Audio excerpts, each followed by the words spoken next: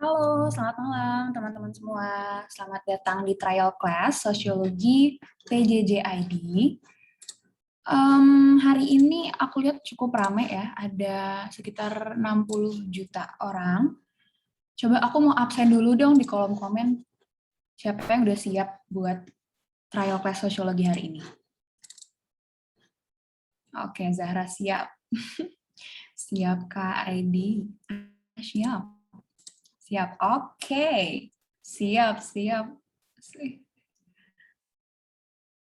Ya ampun, semangat banget sih. Aku dulu pas zaman kalian tuh, bulan-bulan segini tuh masih malas-malasan, dan kalian udah ikutan PJJ ID dari sekarang, kayak keren banget.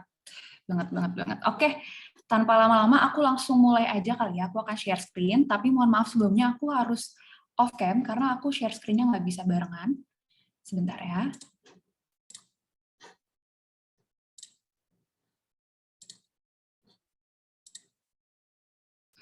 Oke, sebentar.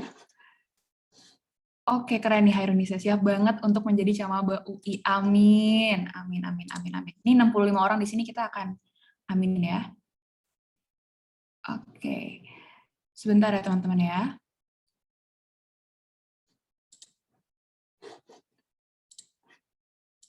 Oke. Nah, udah kelihatan belum ya? Aduh.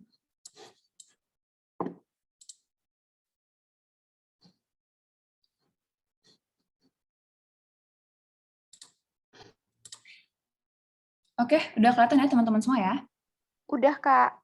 Oke, keren. Hai semuanya, hari ini kita akan belajar tentang stratifikasi dan diferensiasi sosial.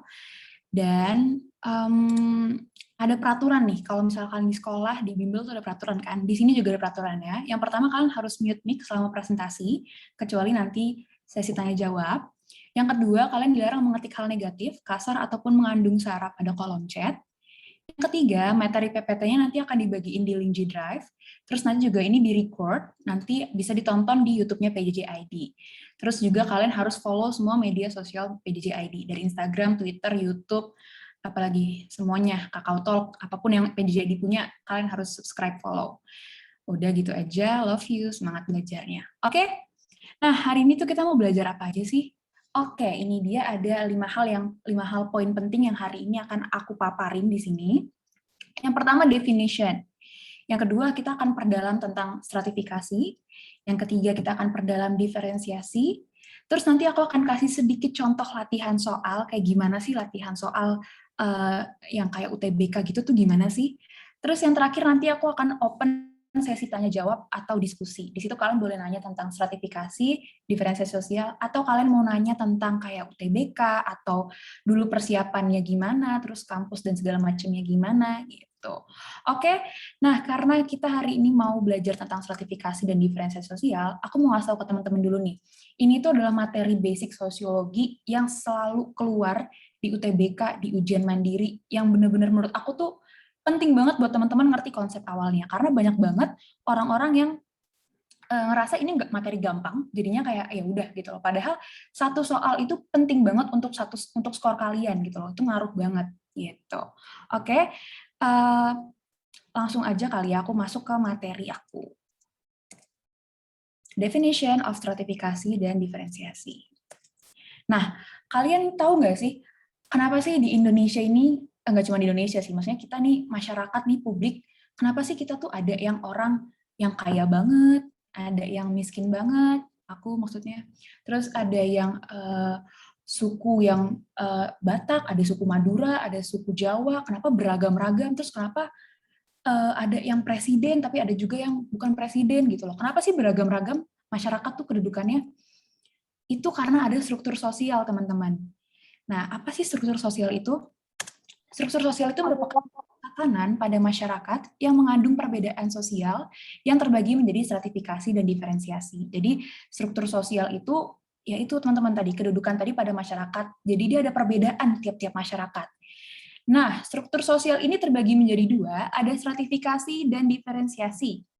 Teman-teman perlu catat nih, kalau misalnya stratifikasi dan diferensiasi itu dua hal yang berbeda, Dan perbedaannya itu sering banget teman-teman ketukar.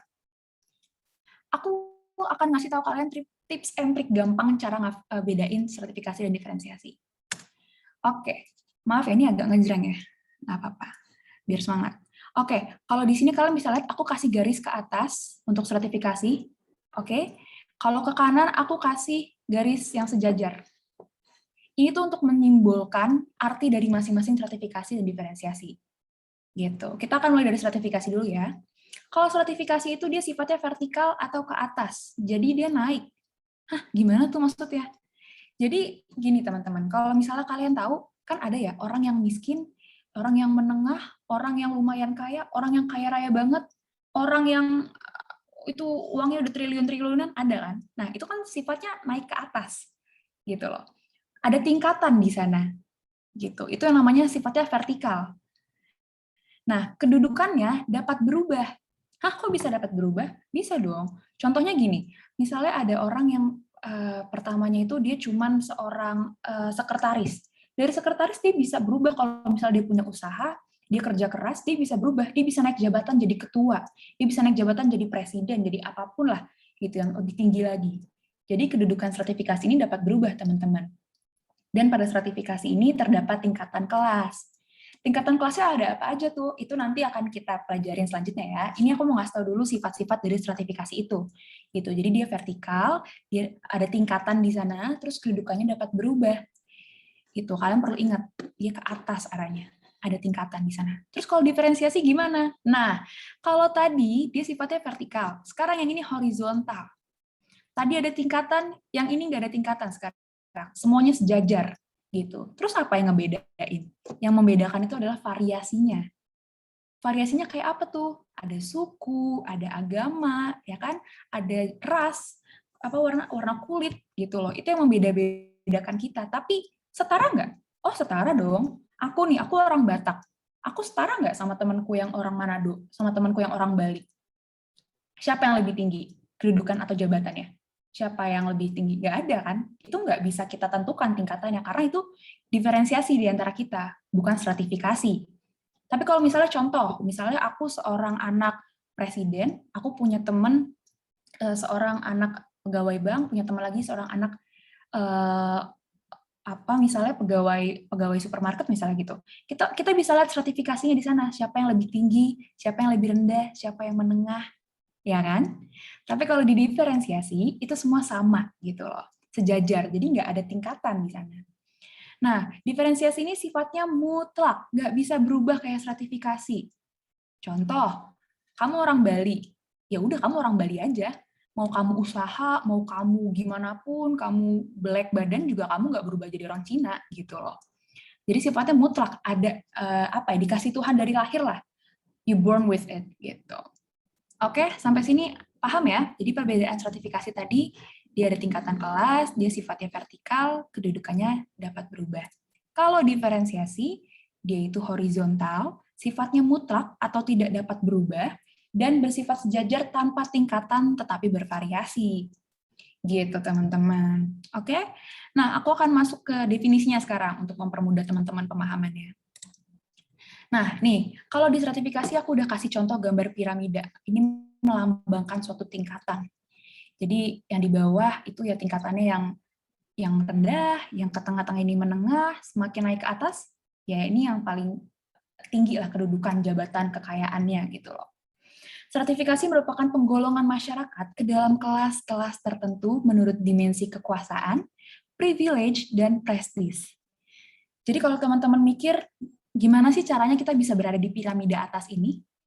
Teman-teman harus punya kekuasaan, atau privilege, atau prestis. Gitu. Kalau diferensiasi, di sini aku sudah ilustrasikan sebagai ini daerah-daerah, pulau-pulau di bumi ini. Jadi penggolongan masyarakat itu tanpa ada kelas, melainkan variasi yang bersifat setara. Gitu. Jadi nggak ngaruh mau tinggal di Indonesia, mau tinggal di Australia, di Korea, kalian semua setara gitu loh, manusia gitu loh, yang punya budaya, yang punya suku, yang punya ras. Gitu, setingkat semua. Oke, semoga kalian hafal nih konsepnya nih, gimana tadi stratifikasi vertikal, diferensiasi itu horizontal, stratifikasi stratifikasi itu punya tingkatan kelas nih. Oh, kalau diferensiasi itu punyanya variasi, bukan tingkatan. Gitu, teman-teman. Oke? Nah, tadi aku udah kasih tahu kan, kalau misalnya stratifikasi itu punya tingkatan kelas. Tapi kalian mikir nggak sih, gimana caranya biar aku bisa ada di tingkatan yang atas? Apa aja sih yang harus aku punya? Apa sih syaratnya biar aku bisa ada di stratifikasi yang tinggi gitu? Oke, jadi ini adalah 4 dasar stratifikasi sosial menurut Selo Sumarjan. Oke, menurut Selo Sumarjan ini ada 4. Yang pertama, kekayaan. Kalian secara sadar atau nggak sadar, di lingkungan deket kita aja deh, misalnya sekolah, kalian secara sadar atau nggak sadar, di lingkungan pertemanan kalian, orang-orang yang kondisi ekonominya lebih lebih tinggi, itu biasanya yang punya lebih banyak teman, yang punya banyak orang yang segan gitu loh sama dia. Gitu. Di situ stratifikasi sosial udah terlihat, oh dia stratifikasinya tinggi nih, karena dia berasal dari keluarga yang mampu, ekonominya tinggi gitu. Itu yang membuat dia stratifikasi tinggi gitu. Selain kekayaan, ada kekuasaan. Nih, kalau misalnya kalian suka tahu, misalnya nih, yang kayak kemarin-kemarin baru nih, kan sering beredar kabar kalau misalnya, oh dia mah masuk universitas itu gara-gara ada orang dalam, bantuan orang dalam, gitu. Orang dalam ini kan merupakan kekuasaan. Jadi misalnya orang dalam ini misalnya seorang misalnya dia seorang, dia punya jabatan yang penting lah dalam universitas itu, dia bisa masukin orang gitu loh ke situ. Itu kan dia punya kekuasaan, dia punya power. Itu yang membuat stratifikasi dia tinggi, sehingga orang-orang akan segan sama dia. Oh, siapa tahu besok gue butuh dia nih, gue harus baik nih sama dia nih. Oh, jabatan dia tinggi, gitu. Dan ini namanya power abuse ya teman-teman. Ini nggak boleh sebenarnya dari aspek mana tuh, mau pemerintahan, mau struktur organisasi, lingkup pertemanan, nggak boleh gitu ya. Maksudnya kekuasaan itu nggak boleh kalian salah gunakan gitu. Yang ketiga adalah kehormatan. Kehormatan ini stratifikasinya kayak gini, misalnya contohnya, contoh misalnya, oh dulu tuh dia tuh pernah ini nih, dia pernah jadi juara 1 paskibraka. Pasti kan adik-adik junior paskibrakanya akan nurut gitu loh kalau dilatih sama mereka gitu loh. Padahal ya mereka sama-sama pelajar gitu, tapi kan oh gue punya kehormatan nih, gue ngerasa dia juara, dia senior gue punya sesuatu yang dalam diri gue merasa gue harus menghormati dia, sehingga anak itu terkelompok dalam stratifikasi yang tinggi gitu. Dan yang terakhir, ini adalah salah satu sertifikasi sosial menurut aku yang paling positif, yaitu pendidikan. Karena menurut aku bener banget, pendidikan itu akan membuat kalian setinggi mungkin. Kalau misalnya kalian bilang, gak apa-apa deh gue nggak sekolah, yang penting gue kaya, yang penting gue ini, yang penting gue makan enak, tidur enak. Nggak, teman-teman, kalian juga harus punya pendidikan, punya brain gitu loh. Karena pendidikan itu yang bakal ngebawa kalian setinggi-tingginya gitu. Kemanapun kalian pergi, orang akan menghormati kalian kalau misalnya mereka tahu kalian orang yang berpendidikan, orang yang beretika, orang yang pinter gitu, teman-teman. Jadi itu tadi 4 tadi dasar sertifikasi sosial menurut Sela Sumarjan. Oke. Nah, berikutnya di masyarakat itu ada kedudukan-kedudukannya nih, teman-teman. Tadi kalau misalnya ada kekayaan, ada kekuasaan, ada kehormatan, ada pendidikan. Itu kan dasar-dasar ya, syaratnya gitu. Tapi apa sih cara untuk mendapatkan itu, untuk mendapatkan kedudukan sertifikasi tinggi itu apa aja caranya? Yang pertama itu adalah ascribe status atau keturunan. Jadi biasanya yang seperti ini itu ya udah lahir dengan itu gitu loh. Jadi dia ngikut keturunannya aja gitu. Jadi misalnya contohnya, aku ambil contoh lagi anak presiden, maaf ya Pak Jokowi ya. Contohnya anak presiden kayak Kaesang itu ya udah, bukannya Kaesang effort kan untuk keluar dari rahim ibu itu, tapi ibu presiden, tapi dia emang udah lahir aja dari ibu presiden, dan kebetulan ayahnya seorang presiden, ya udah dia mendapatkan status sosialnya itu dari keturunan gitu. Yang kedua ada achieve status, ini dia melalui usaha. Aku akan ambil contoh, misalnya ada satu orang yang dia tinggalnya di pedesaan, tapi dia suatu hari tergerak, dia mau berusaha, dia pergi ke kota, ke Jakarta misalnya, terus dia di Jakarta dia belajar lagi, usaha segala macam, akhirnya sampai dia punya perusahaan sendiri, berdiri di kakinya sendiri, itu dia punya achieve status gitu loh. Jadi usaha dia, kelas sosial yang dia punya saat ini, itu berasal dari usahanya dia. Gitu. Yang ketiga ada assign status. Nah, kalau ini itu kelas sosial itu didapatkan melalui jasa atau orang yang berjasa. Contohnya pahlawan kita. Gitu, teman-teman. Nah, biasanya ini paling sering keluar di UTBK, terutama ya. Kemarin aku UTBK dapat soal ini, dan cara gampang untuk ingatnya adalah gini, ascribe status. Ingat aja, ascribe itu kan bahasa Inggris, artinya berasal. Berarti yang penting berasal dari keturunan. Oh, ini udah lahir dengan ini nih, gitu. Terus yang kedua, achieve. Achieve itu kan pencapaian ya. Apa yang didapat. Oh, berarti ini orang nih harus usaha dulu nih untuk pencapaian. Ya kan? Yang ketiga itu adalah assign. Assign itu kan tugas ya, bertugas. Jadi assign itu, oh ini orang yang udah bertugas, oh orang yang udah berjasa. Gitu. Jadi itu tadi cara untuk gampang ingat 3 kedudukan sosial ini. Oke teman-teman. Nah, kalau tadi kita udah ngebahas apa aja syarat untuk bisa dasar sertifikat sosial, terus kedudukan sosial juga udah. Sekarang aku akan masuk ke sifat stratifikasi sosial. Di sini ada 3 ya teman-teman, aku juga udah lampirin contoh-contohnya juga. Aku akan mulai dari yang paling kiri dulu. Yes, Bapak Jokowi. Ganteng ya Pak. Oke, stratifikasi terbuka. Stratifikasi terbuka ini punya arti punya kesempatan untuk mobilitas dari lapisan bawah ke atas. Oke, tadi kan sifat stratifikasi di awal aku sudah sempat sebutin ya teman-teman, itu dapat berubah gitu loh. Nah, stratifikasi ini contohnya apa? Kekayaan, pendidikan, jadi tergantung gitu loh. Tergantung orangnya aja mau effort atau enggak untuk mendapatkan itu. Untuk mengubah jalan hidupnya gitu lah kalau contoh ininya. Di sini aku ambil contoh Pak Jokowi, karena dulu sesuai dengan cerita beliau yang aku dapat, beliau tuh dulu adalah orang yang biasa aja gitu loh. Sampai akhirnya dia dapat jabatan wali kota, gubernur, segala macam, hingga akhirnya dia sekarang menduduki jabatan seorang presiden Indonesia gitu. Itu kan stratifikasi yang terbuka ya teman-teman. Dia mobilitas dari lapisan yang bawah terus dia ke atas gitu. Jadi dia punya kesempatan gitu loh untuk mengubahlah jalan hidupnya dia. Itu yang stratifikasi terbuka. Yang kedua ada stratifikasi yang tertutup. Nah, kalau stratifikasi yang tertutup itu dia sifatnya mutlak dan nggak bisa diubah gitu. Nah, terus teman-teman, kalau misalnya teman-teman lihat, aku udah kasih contoh gambarnya di situ ya. Itu acara adat Bali gitu ya. Ya itu acara adat Bali. Tapi yang di sini yang mau aku bilang itu bukannya maaf itu PowerPoint-nya agak typo sedikit. Jadi sebenarnya di sini tuh yang aku sebut adalah kasta. Suku atau ras ini kan tadi diferensiasi ya. Jadi di sini adalah kasta. Kalau di adat Bali atau India itu ada yang namanya kasta, teman-teman. Kasta itu udah terbagi-bagi, ada yang kasta bangsawan, ada yang kasta manusia biasa, ada yang kasta apa namanya orang dengan ekonomi rendah, itu ada kasta-kastanya masing-masing. Dan itu udah mutlak, nggak bisa berubah kalau yang itu. Kayak orang Bali nih, misalnya orang Bali ada yang kastanya rendah. Itu kan susah banget tuh untuk nikah dengan orang yang kastanya bangsawan atau presiden. Makanya kan orang Bali tuh sering galau bukan gara-gara beda agama. Lagunya bukan Peri Cintakunya Marcel, tapi mereka ya galau karena beda kasta. Gitu. Agak aneh mungkin kedengarannya, cuman ya begitulah adanya budaya Bali dan India.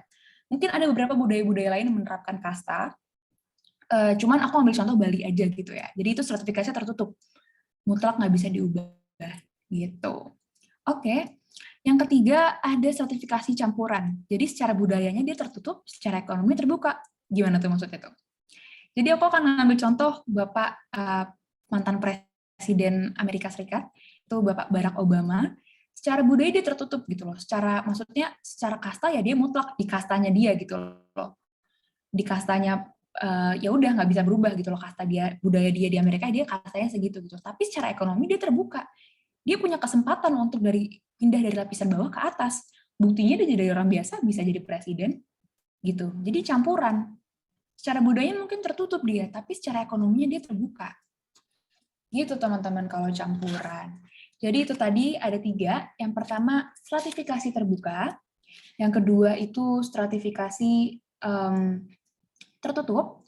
Dan yang ketiga itu stratifikasi campuran. Gitu teman-teman. Oke, ini tolong diingat-ingat karena sifat-sifat ini juga cukup lumayan sering aku temuin di latihan-latihan soal. Jadi mungkin nanti keluar di UTBK kalian. Oke, mungkin untuk stratifikasi sampai situ, karena berikutnya kita akan berpindah ke diferensiasi. Tadi kalau di stratifikasi kita udah lihat ada kekayaan, ada kehormatan gitu kan, ada kekuasaan dan ada pendidikan. Kalau di diferensiasi sosial ini kita akan membahas lebih kepada bentuk-bentuk yang membuat masyarakat itu bervariasi. Ada apa aja sih Yang pertama ada ras atau warna kulit. Yang kedua ada etnis. Yang ketiga ada agama. Yang keempat ada profesi. Yang kelima ada suku. Yang keenam ada clan.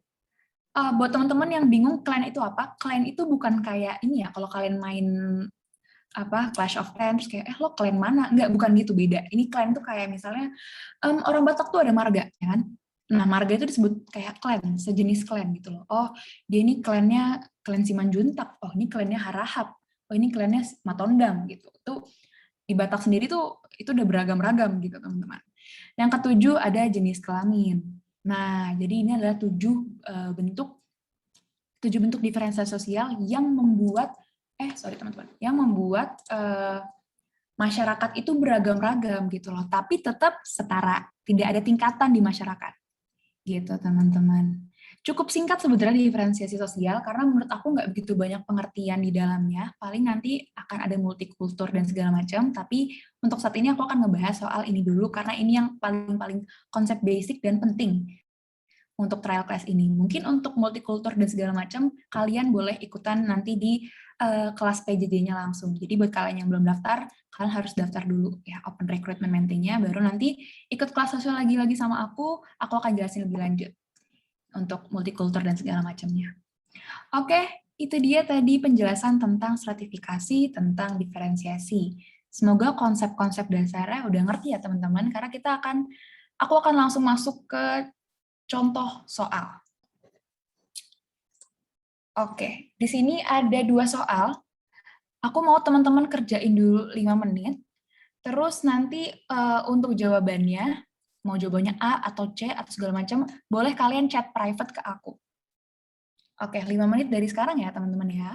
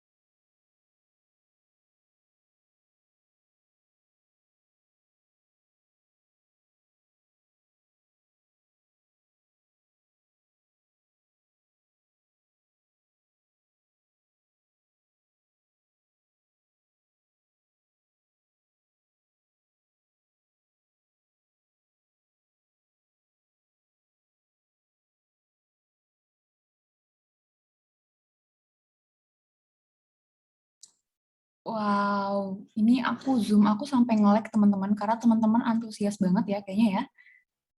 Ini banyak banget yang jawab. Ini kayaknya kalian 90 orang, kayaknya kalian semua ngirim jawaban ya. Bagus, bagus, bagus. Aku juga senang banget nih, karena tadi ada yang ngomong gini.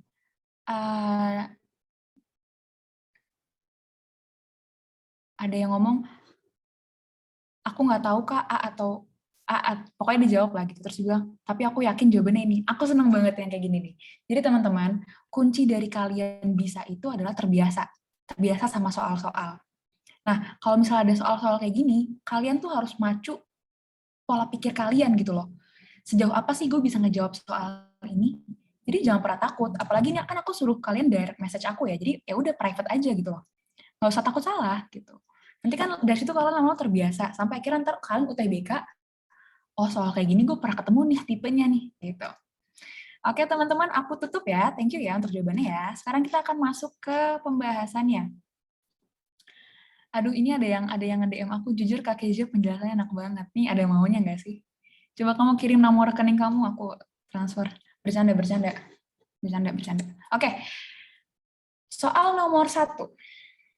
Penyebab utama timbulnya stratifikasi sosial pada masyarakat adalah A. Perbedaan kelas-kelas sosial, B. Perbedaan jabatan formal, C. Perbedaan sosial secara vertikal, dan D. Kepemilikan sesuatu yang berharga. Nah, kalau aku tadi lihat jawaban dari teman-teman Sobat Jauh PJJ ID semua di sini, banyak kan yang pilih nomor 1 itu antara A atau C ya. Banyak banget yang pilih antara A atau C gitu. Dan kalau menurut aku dua jawaban ini emang ya cukup tricky, karena kalau kalian nggak baca soalnya baik-baik, kalian pasti salah. Dan ini satu soal itu poinnya gede banget untuk UTBK gitu. Nah, aku langsung ke soal nomor 2 dulu.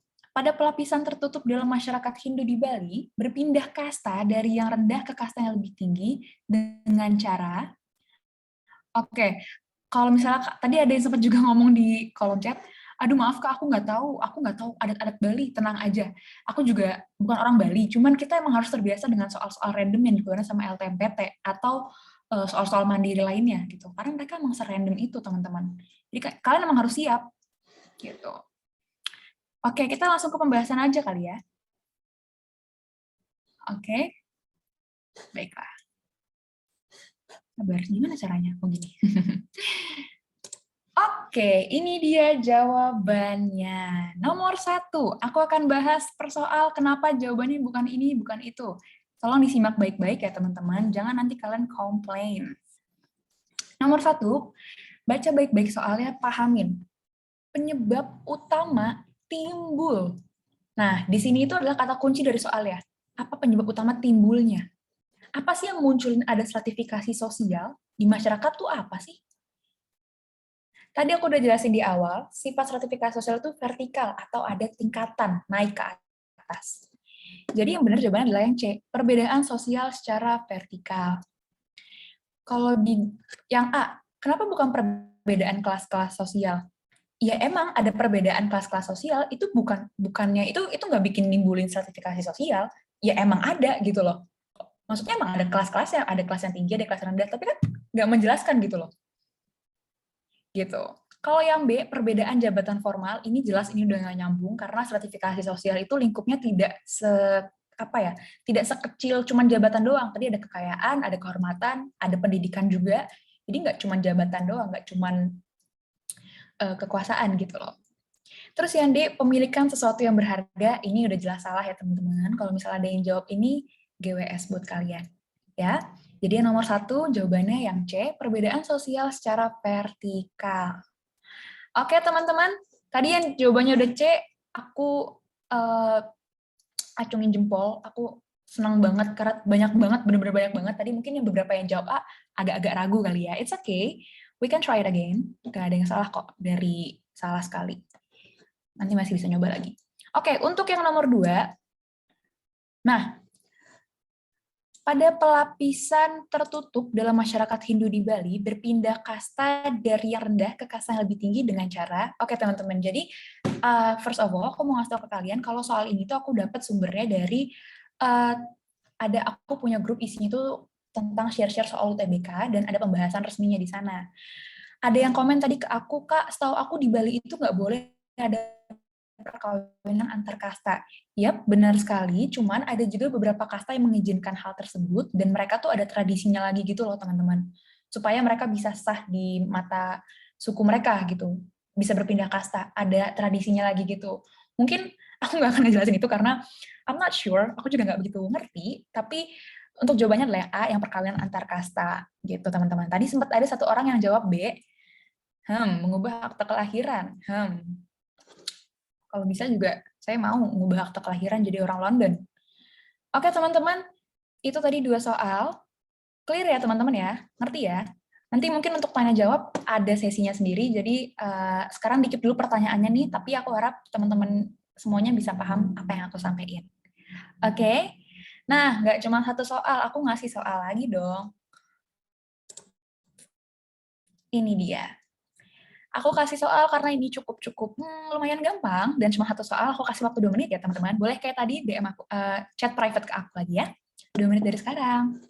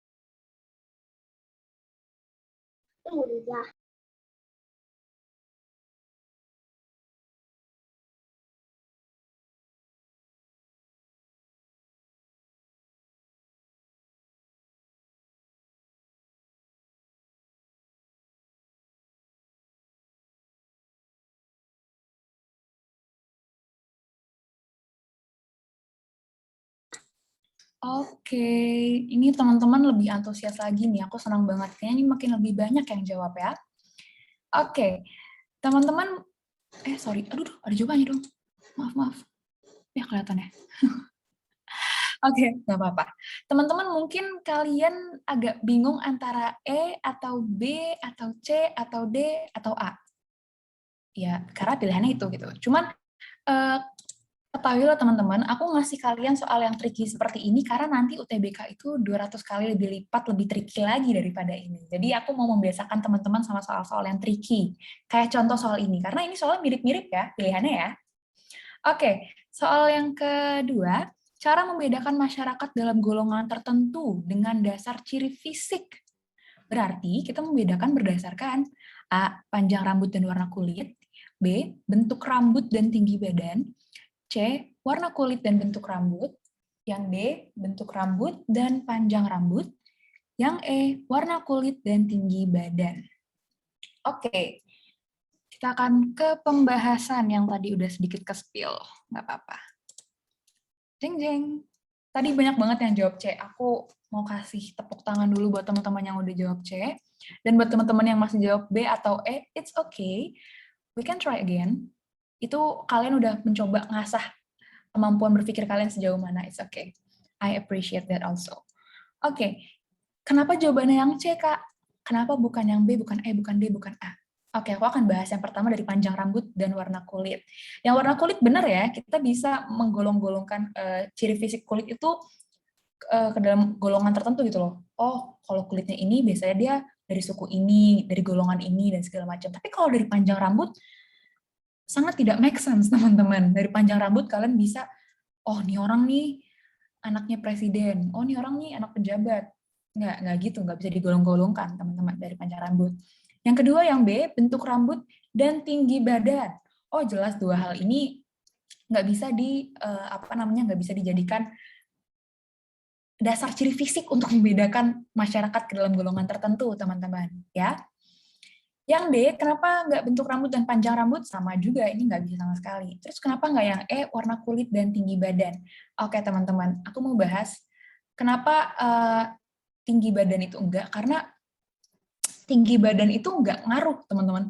Nggak semua orang dari suku A itu tinggi, nggak ada. Nggak semua orang dari suku ini, kalangan ini pendek, nggak gitu, teman-teman. Jadi tinggi badan itu enggak ya. Tapi kenapa Kak? Kok bentuk rambut iya? Nah, kalau teman-teman, coba teman-teman sadar nggak? Secara nggak langsung teman-teman, kita lihat teman-teman sekeliling kita. Misalnya dia dari daerah timur, misalnya. Bentuk rambutnya biasanya ikal. Oh, dia dari orang daerah-daerah Jawa kesanaan, yang halus-halus lah pokoknya. Oh, rambutnya halus. Oh, yang ini bergelombang. Oh, ini ketahuan nih, gitu loh. Jadi kalian tuh ngeliat ciri fisiknya aja tuh udah, apa ya, tahu, oh ini kayaknya orang-orang daerah timur, oh ini orang-orang daerah Sumatera, gitu loh. Apalagi orang-orang Sumatera biasanya itu bergelombang banget rambutnya ya, bervolume biasanya, gitu kan. Jadi dari situ kita bisa ngeliat, teman-teman. Nah, itu tadi alasan kenapa jawabannya yang C. Oke, teman-teman, kalau misalnya ada pertanyaan, di-keep dulu, karena aku masih ada satu soal lagi. Jadi nanti ditanyain di sesi tanya-jawab atau diskusi. Oke, teman-teman? Nah, aku harap penyampaian aku bisa diterima ya, teman-teman ya. Aku akan langsung ke soal berikutnya. Nah, soal ini mungkin kalian agak bingung gitu, teman-teman. Apa nih melanoderm? Tapi nggak apa-apa, aku mau kalian coba untuk kerjain dulu. Aku kasih waktu 3 menit. Boleh chat private aku lagi ya. Aku tunggu.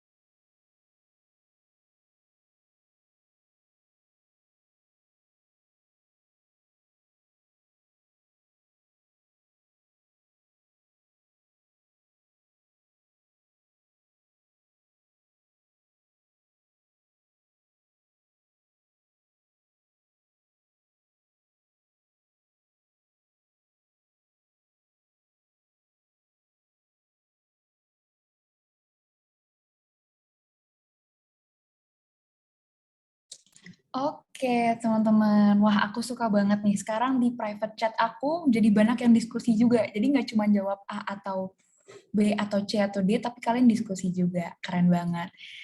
Tapi tadi ada yang lucu nih, ada yang ngomong, aku nggak tahu apa, tapi bismillah aja deh. Ah, siap. Ya, oke, boleh, boleh. Bismillah ya. Ada juga yang bilang opsinya kebalik. Enggak, ini opsinya emang begini, teman-teman. Emang opsinya seperti itu. Oke, ada yang bilang, aku sebenarnya nggak tahu Kak apa itu melanodrome, tapi mau coba jawab sesuai nalar aku. Keren. Gitu dong. Emang harus sesuai nalar soal-soal UTBK, teman-teman. Oke. Oke, teman-teman. Nah, ini soalnya kalau misalnya teman-teman bilang, loh kenapa tiba-tiba ngeluarin soal yang random sih Kak? Kenapa sih soal yang tadi nggak dijelasin tiba-tiba dikeluarin? Teman-teman, aku tadi udah bilang di awal, aku mau ngebiarin teman-teman itu terbiasa sama soal-soal yang random. Karena jujur, dari pengalaman aku pribadi, UTBK aku itu yang keluar bener-bener soal yang random banget. Even aku udah tryout di sana-sini, udah mungkin ada puluhan, aku nggak tahu berapa tryout yang udah aku ikutin, tapi soalnya tetap aja yang keluar itu bener-bener random banget. Hal yang belum pernah aku pelajarin sebelumnya pun keluar di UTBK. Aku bukan mau nakutin teman-teman sobat jauh semua di sini, nggak sama sekali. Justru di sini aku mau ngeyakinin kalian. Waktu itu aku nggak banyak banget soal-soal random yang keluar, tapi percayalah sama aku, sosiologi aku di UTBK itu 699, walaupun random, tapi iya emang nggak wow-wow banget, cuman at least bisa gitu loh. Nah, di sini aku mau ngajak teman-teman, bantu teman-teman untuk ngebaca soal baik-baik, dan bantu teman-teman untuk ngasih tahu kalian pola pikirnya harus seperti apa sih ngejawab soal yang random kayak gini gitu. Oke, kita langsung ke soal ya teman-teman ya. Perhatikan ciri-ciri ras berikut. Yang pertama wajah prognat, yang kedua rambut agak keriting, ketiga hidung sempit, empat pipi menonjol ke depan. Oke, ciri yang termasuk melanodrome. Tadi teman-teman pada bilang, sobat jawab pada bilang, aku aja nggak tahu Kak melanodrome itu apa, gimana mau jawab. Oke, melanodrome itu nah, ini dia. Melano itu berarti hitam, teman-teman. Masyarakat yang termasuk di dalam ras ini adalah masyarakat Negrite, Melaneseid, Pygmid, dan Australit. Nah, jadi teman-teman, tadi yang jawabannya A, keren banget. Aku mau tepuk tangan lagi buat teman-teman yang jawabnya A. Yang jawabnya hampir betul atau yang salah sama sekali, that's okay, we can try again. Oke, sekarang aku mau bahas dulu dari yang pilihan pertama. Wajah prognat. Wajah prognat tuh yang kayak gimana sih, Kak? Nah, maaf ya teman-teman ya, aku nggak maksud untuk menyinggung teman-teman dari berbagai daerah di sini semua, aku hanya mencoba menjelaskan ya. Jadi wajah prognat itu, kalau misalnya aku boleh ambil contoh, maaf ya teman-teman ya, dari teman-teman kita yang timur, itu kan, maaf, sekali lagi maaf, bentuk fisik, misalnya hidungnya itu agak sedikit besar, terus bibirnya tebal, itu yang punya wajah prognat, yang identik dengan itu loh teman-teman. Gitu. Kalau kedua rambut agak keriting pasti orang-orang orang-orang eh, timur sana pasti rambutnya agak-agak keriting gitu loh. Paling paling sedikit bergelombang atau ngembang-ngembang gitu. Kenapa nggak hidung sempit, Kak? Iya, iya, hidung sempit itu tidak bisa menggolongkan orang ke dalam suatu suku, teman-teman, ke dalam suatu etnis gitu. Terus pipi menonjol ke depan. Itu juga teman-teman itu hanya bentuk fisik ya udah yang natural aja gitu. Jadi nggak bisa digabungkan itu nggak bisa dijadikan standar oh nih orang suku ini etnis ini gitu budaya ini nggak gitu teman-teman. Adapun ciri-ciri ras melanodrome lainnya nih di bawah sini teman-teman. Yang pertama warna kulitnya agak gelap, terus tadi rambut agak keriting, hidungnya sangat lebar, wajah prognat dan bibirnya tebal gitu teman-teman. Oke, jadi jangan sampai keliru. Terus apalagi tadi teman-teman aku baca di komen ada bilang kak kayaknya pilihannya kebalik-balik deh. Ini harusnya segala macam dada enggak teman-teman. Kalian harus mencoba memahami soal gitu loh. Walaupun misalnya kalian biasanya bilang biasanya soalnya kan nggak kayak gini, harusnya kan yang A 1 2 3 gitu kan. B itu 1 3. Nah, teman-teman harus coba memahami soal gitu loh. Kita harus menyelesaikan soal itu sesuai dengan mereka maunya diselesaikannya seperti apa. Gitu teman-teman. Kalau misalnya eh, apa namanya? Kalau misalnya ada pertanyaan nanti tolong disimpan dulu teman-teman ya. Oke, semoga cukup jelas. Dari tadi kita udah sempat bahas 4 soal, I guess. Ya, 4 soal, dan itu 4 soal yang menurut aku cukup basic, tapi tricky ya, teman-teman ya.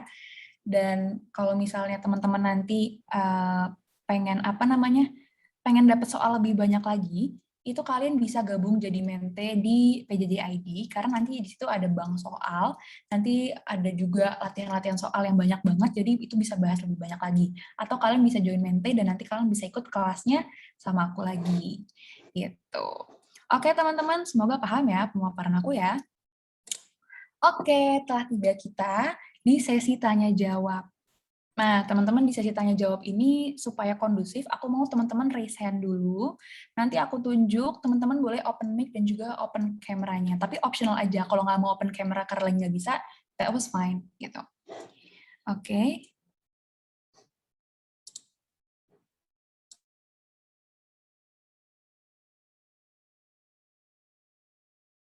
Oke, sebentar. Aku stop share dulu ya, biar aku bisa lihat teman-teman yang raise hand ya. Oke.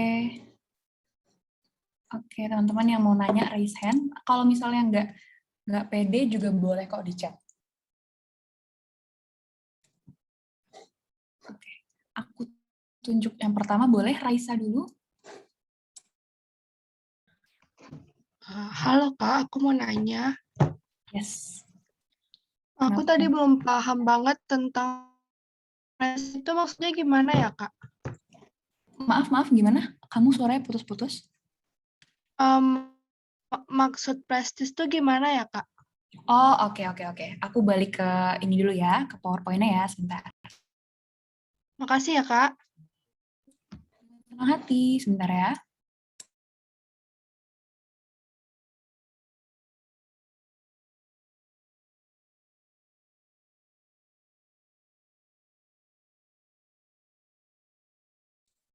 Udah ke-share belum, teman-teman?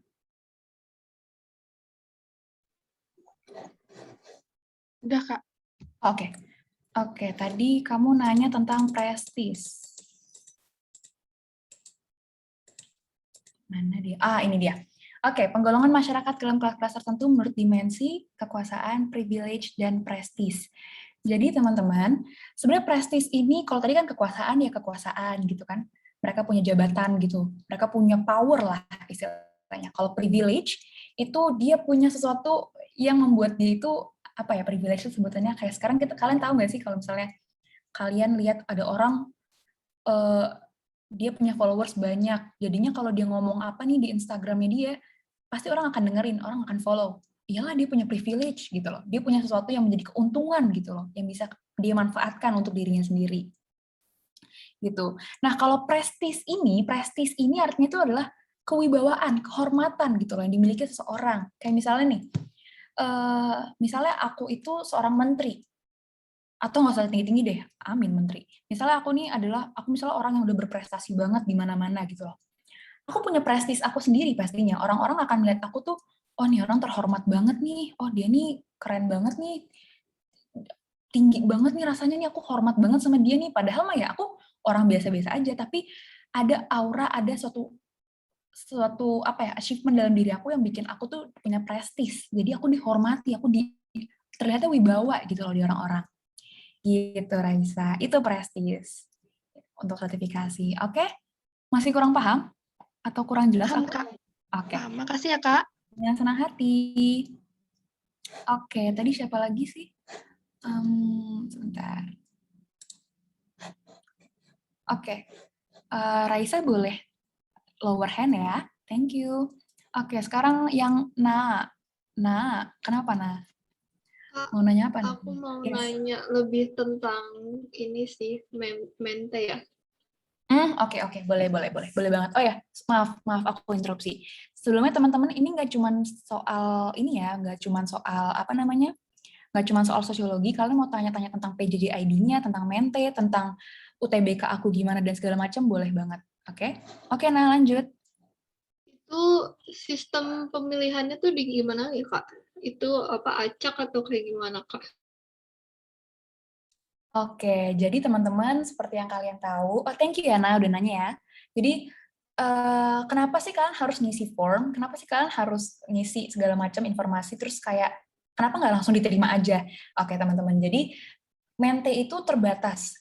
Nggak semuanya bisa jadi mente. Kenapa seperti itu? Karena kita mau yang jadi mente itu adalah orang-orang yang emang punya niat serius, mau komitmen sama PJJ ID buat belajar sampai nanti UTBK, teman-teman. Nah, kenapa gitu sih, Kak? Gitu kan. Karena di sini kalian tuh udah dikasih banyak banget benefit, teman-teman. Yang kalian bisa lihat di Instagramnya ya. Karena, apa namanya, aku bisa jamin kalian tuh bener-bener dapat benefitnya tuh banyak banget dan enak banget gitu loh. Tapi kalau misalnya kalian nggak komitmen, kan sama aja bohong gitu teman-teman. Jadi kenapa harus diseleksi? Tim PJJ ID itu mau seleksi teman-teman yang serius gitu loh. Bukan berarti kalau misalnya ntar kalian nggak lolos jadi mente, apa aku bego ya, apa aku kurang pinter? Enggak teman-teman, tapi kita juga melihat jadi cara kalian ngisi form itu gimana gitu teman-teman. Oke, jelas nah? Atau aku masih kurang jelas? Jelas, Kak. Makasih, Kak. Dengan senang hati, semangat ya. Semoga jadi mente biar kita ketemu lagi. Oke, berikutnya Nemo. Boleh? Iya, Kak. Ya.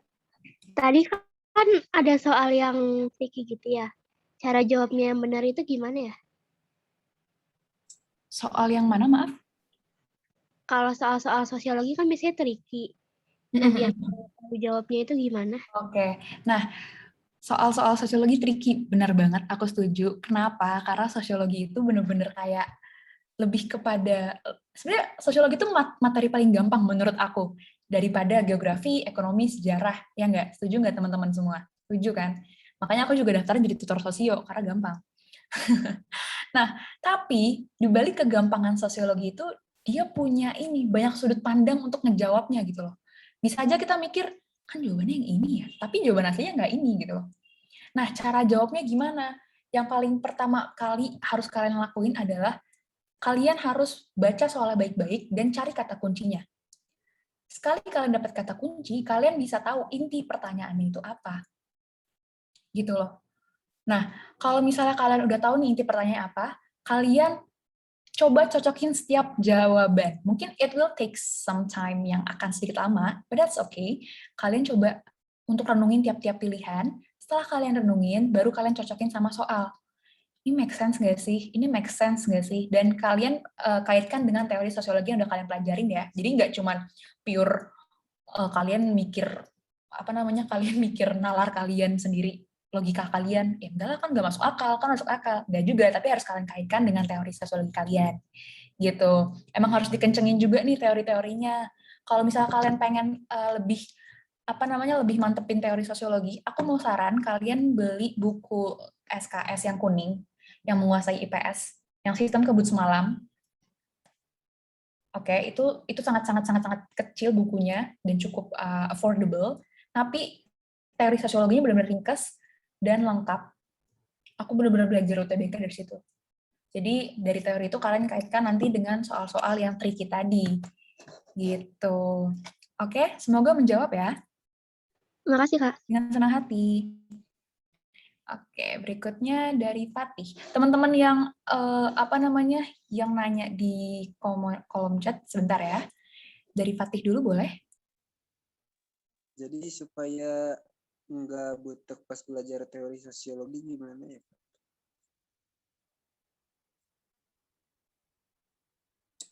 Maaf Fatih, suara kamu kecil banget, boleh diulang?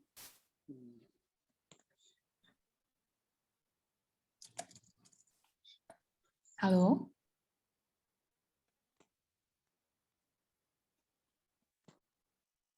Oke, aku baca komen kamu ya, supaya nggak butek dan sebentar.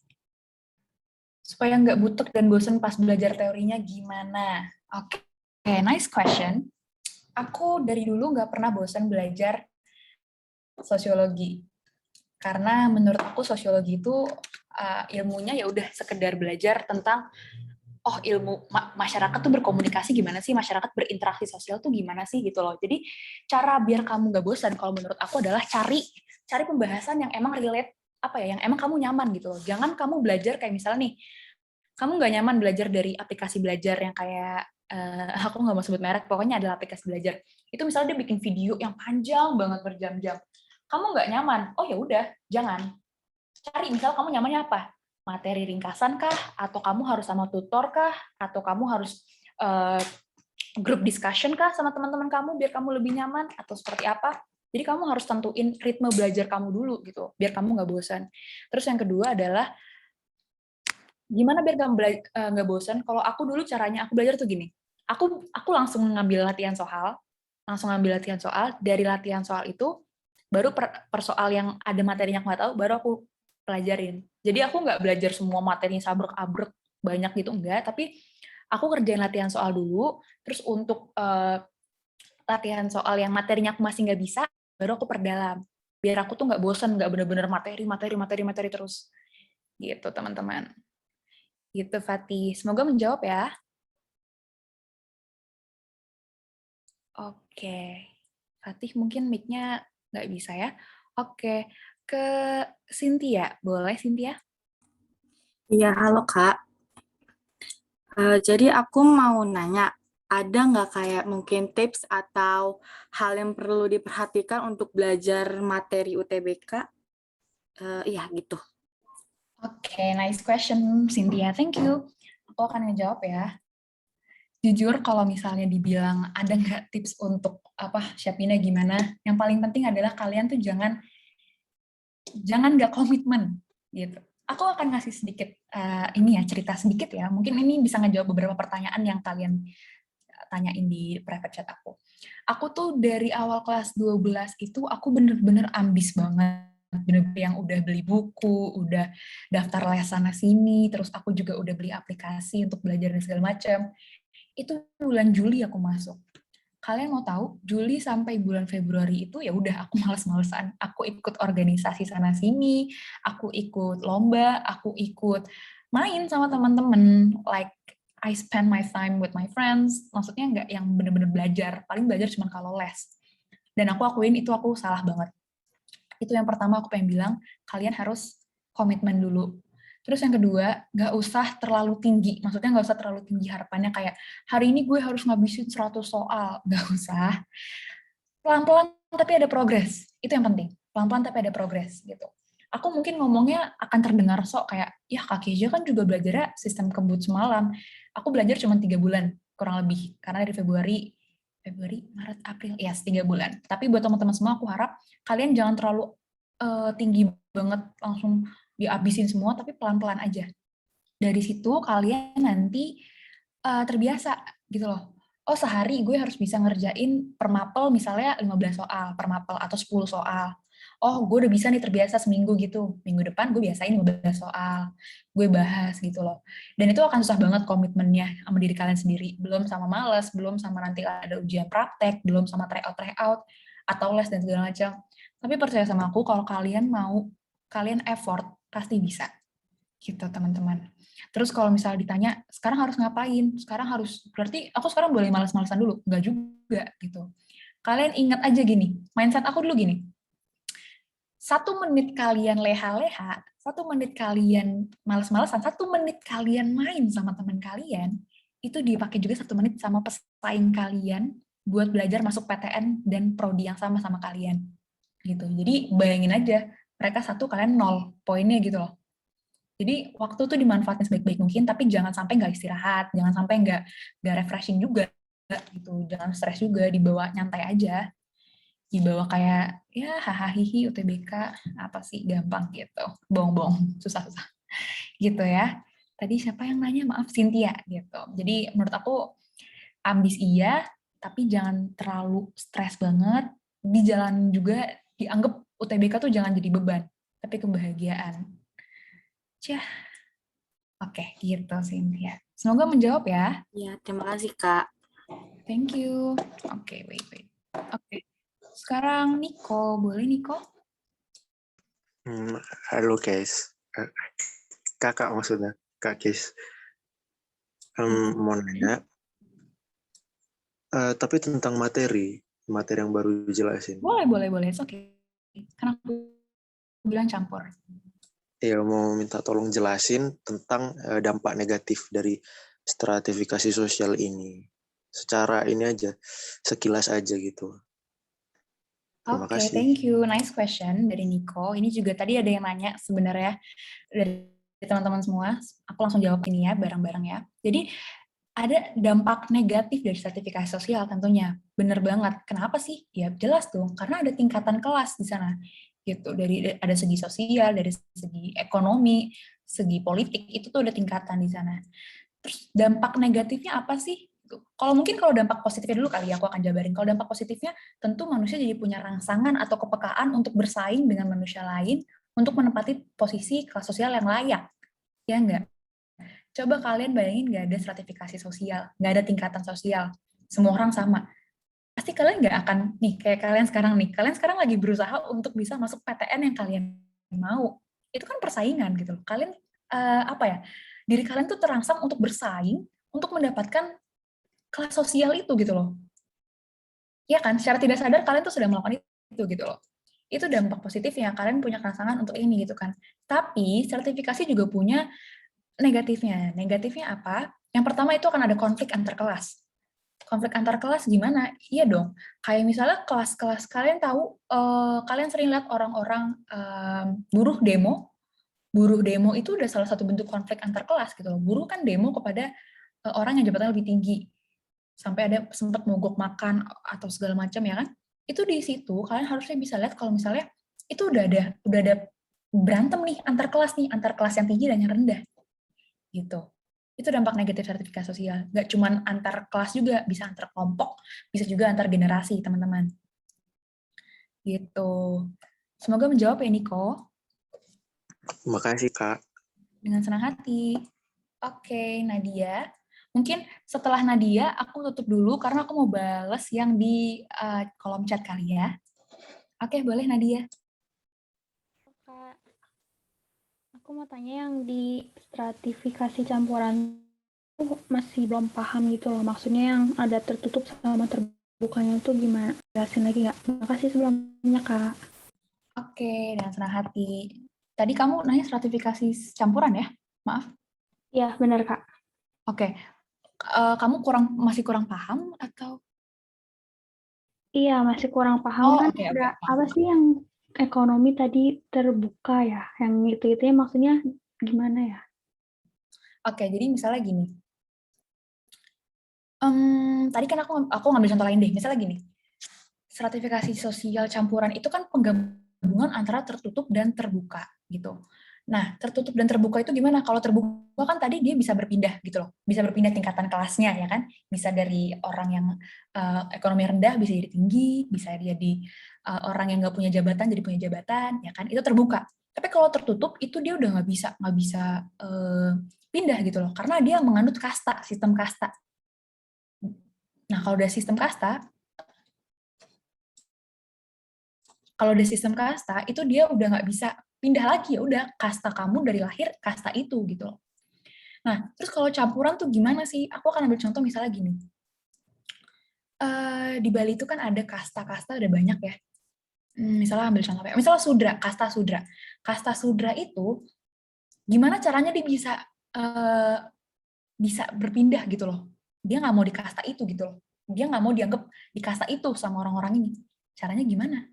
Ya caranya dia coba aja dia cari dia effort, dia berusaha, dia pindah ke tempat yang nggak mengenal sistem kasta sudra itu, terus di situ dia nikah sama orang, maksudnya melakukan perkawinan, terus di situ dia juga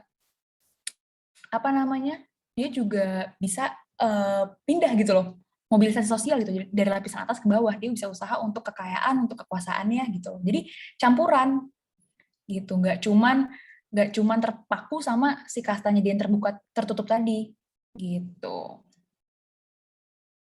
Jadi campuran. Kalau tadi aku ngambil contohnya Pak Obama ya, kayak Pak Obama dia pasti punya kasta di sukunya dia sendiri, tapi itu nggak menutup kemungkinan dia bisa berusaha menjadi seorang presiden gitu Nadia.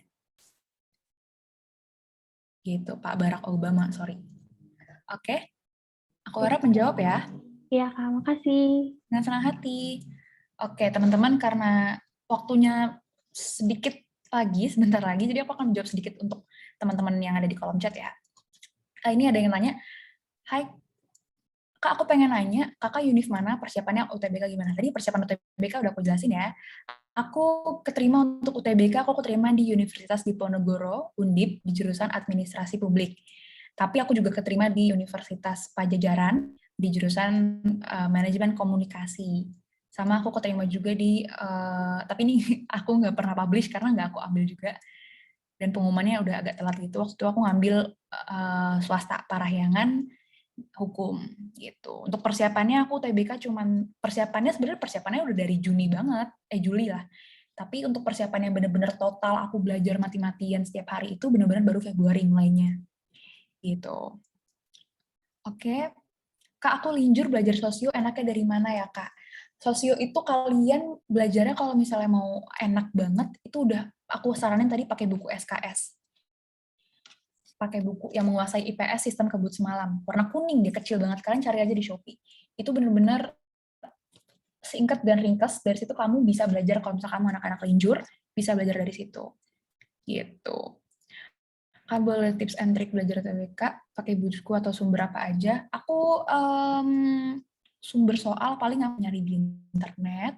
Terus aku juga ikut-ikut tryout yang waktu itu tuh yang sering online. Pahamify dan segala macam. Terus aku juga beli paket Zenius sama buku SKS, sama buku Wangsit tapi cuman TPS-nya doang sih Wangsit. Gitu. Oke.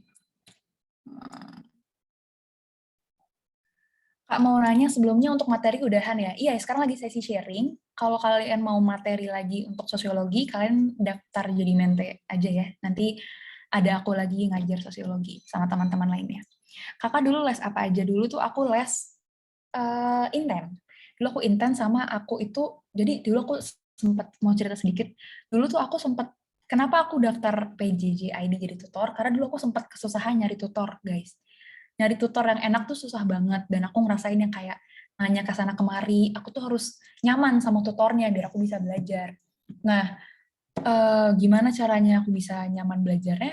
Aku nyari tutor yang cocok dan gak ada yang ini. Makanya aku sekarang daftar PJJ, aku pengen jadi tutor yang bisa bikin kalian tuh nyaman buat belajar UTBK, karena nyari tutor tuh susah banget. Jadi mungkin teman-teman kalau ngerasa gak bisa belajar sendiri orangnya, cari tutor yang benar buat kalian. Gitu. Kakak ambil administrasi publik atau manajemen? Aku ambil manajemen komunikasi Unpad. Gitu teman-teman.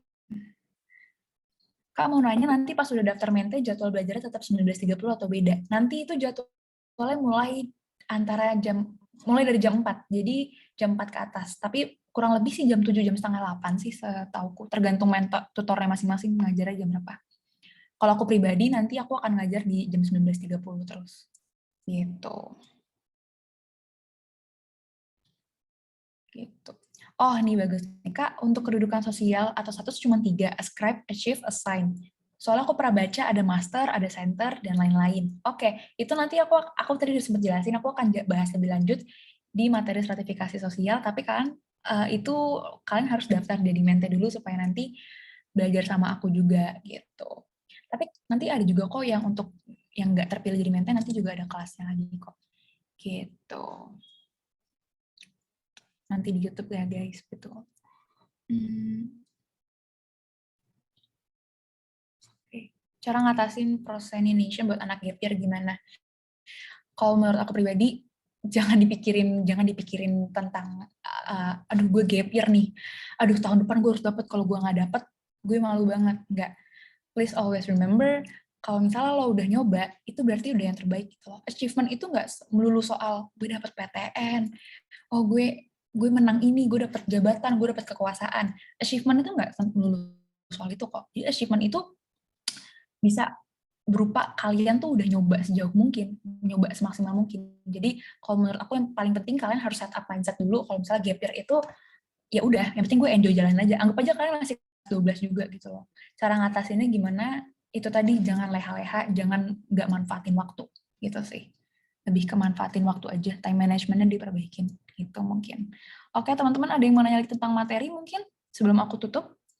Kak, materinya belum di-share di Google Drive. Iya, ini aku kan masih ngobrol sama teman-teman. Habis ini aku upload di G Drive langsung. Oke?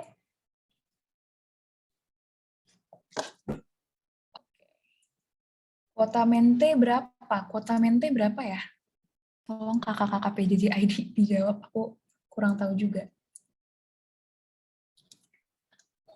Oke, teman-teman kayaknya udah nggak ada yang mau bertanya lagi soal ini ya, soal materi.